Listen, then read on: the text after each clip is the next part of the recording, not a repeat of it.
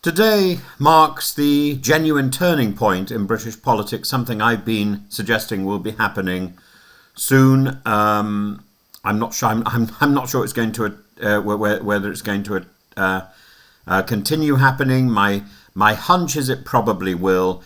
The Danny Krueger, the Conservative MP for East Wiltshire, has defected to Reform UK. For years, Nigel Farage has thrived on being an insurgent.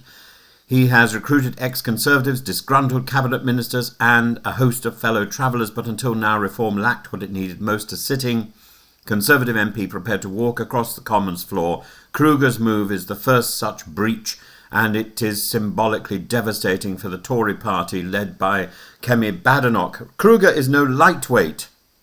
He was first elected in 2019. He was embedded at the heart of Conservative politics as political secretary to Boris Johnson in Downing Street. More recently, he's served on Kemi Badenoch's team as Shadow Work and Pensions Minister, a rising star attached to a would-be Tory leader, and his decision to quit cannot simply be dismissed as personal pique or opportunism. It represents a considered rejection of his party's capacity to recover.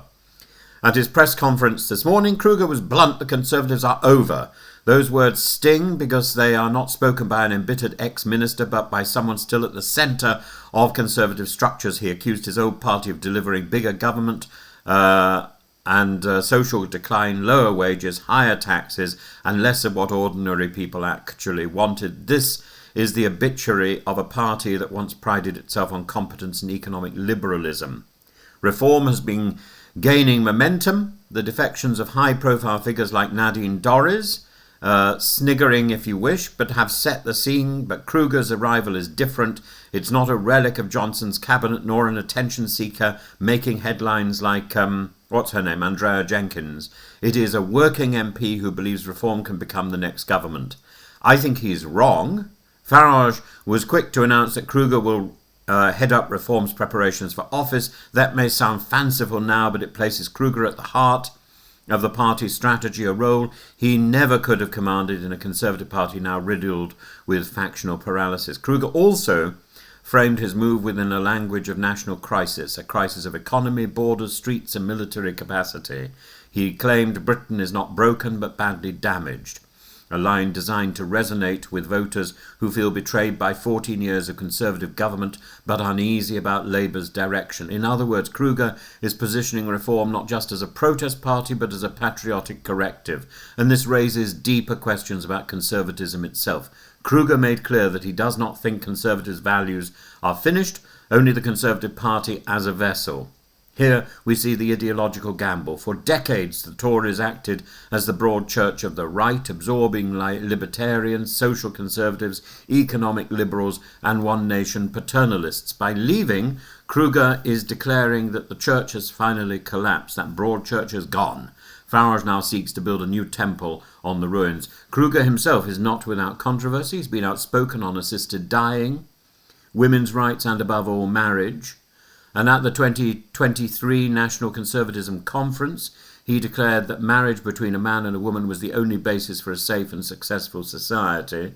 His mother, the television figure Prue Leith, has often borne the social media backlash for his moral conservatism. Whether this adds moral gravity to Reform or simply alienates younger, more socially liberal voters remains to be seen. What is clear is that Westminster is jostled and jolted.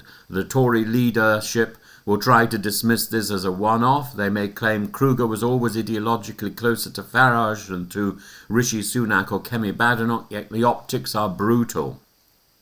A sitting Conservative front bencher defecting while declaring the party over. For wavering backbenchers, it suggests that Reform is no longer simply a protest but a viable career path. For voters, it sharpens the sense that the Tories are fractured and fading. The Conservative Party has always prided itself on survival, on its ability to adapt, reinvent and hold power, but Krueger's defection may prove the canary in the mine. It is not just an individual choice, but a signal that Farage's insurgency is embedding itself in the structures of Parliament. If more follow, the Tories face an existential crisis, not just defeat at the ballot box, but eclipse as the standard bearer of conservatism in Britain, and likely the loss of the role as His Majesty's loyal opposition. In sum, Danny Krueger's defection is more than a headline. It is a moment where the tectonic plates of the right visibly shift. A once loyal Tory has crossed the floor, and in doing so he has declared the Conservatives over. Whether he is correct remains to be tested at the ballot box, but it is undeniable that Nigel Farage's dream of breaking the Tory monopoly is suddenly closer than ever.